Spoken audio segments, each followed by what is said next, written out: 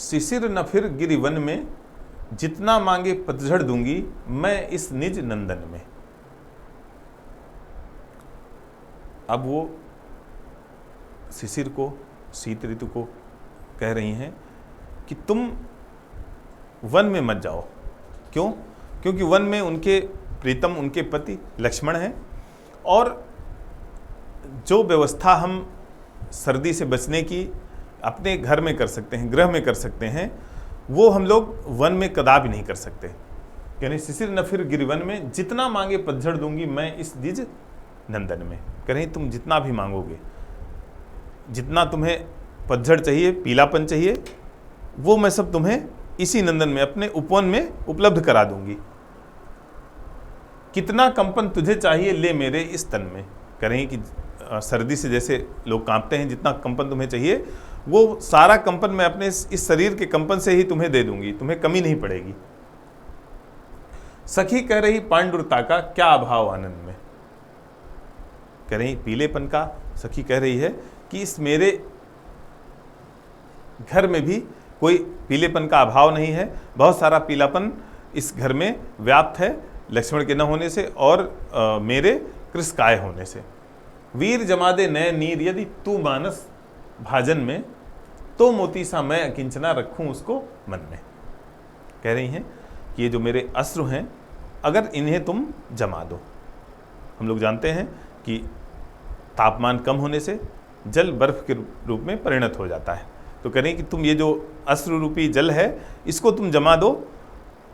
अगर तुम इसे जमा दोगे तो मोती सा मैं किंचना रखूं उसको मन में, तो मैं इसको मन में मोती की तरह रख लूँगी, बसा लूँगी।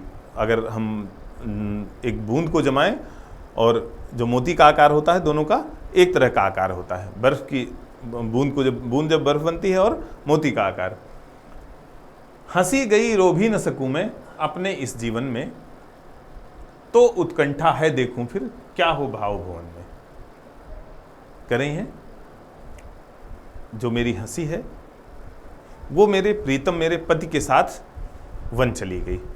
अब वो यहाँ शेष नहीं है, और मैं यहाँ रो भी नहीं सकती, क्योंकि उन्होंने पहले ही देखिए एक लाइन में बताया है कि जब मैं रोती हूँ तो जितना मैं परेशान होती हूँ उससे कहीं ज़्यादा परेशान मेरी तीनों सासें होती हैं, क्योंकि उनको लगता है कि मेरी स्थिति सबसे बुरी है। न मैं पति के साथ जा पाई, जैसे सीता चली गई, और बाकी जो दो उनकी बहनें हैं वो कम से कम पति के साथ तो हैं, जबकि मैं विरह में हूँ, वियोग में हूँ सारी समस्याओं के साथ, और मेरे प्रीतम वन में है और मैं इस नगर में हूँ।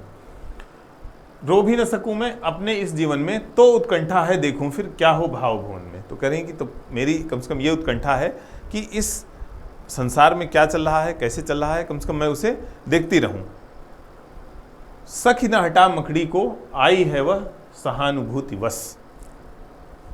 इसके बाद एक मकड़ी जाला लगाए हुए है, तो उनकी सहेली उसे हटाना चाहती है, तो कह रही है कि उसको हटाओ मत, क्योंकि वो मेरी सहानुभूति में आई है, मेरे प्रेम में आई है।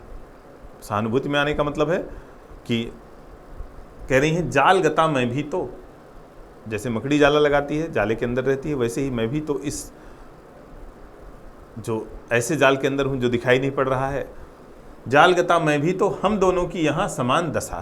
कह रही जैसे उसकी दशा है, जैसे वो जाल में है निकल नहीं सकती, वैसे ही मेरी दशा है, मैं भी ऐसे जाल में हूँ कि निकल नहीं सकती, सुख नहीं उपभोग कर सकती। इसलिए वो मेरी सहानुभूति में आई है, और उसको तुम यथा स्थिति रहने दो, उसका जाल मत हटाओ, उसे मत हटाओ। धन्यवाद।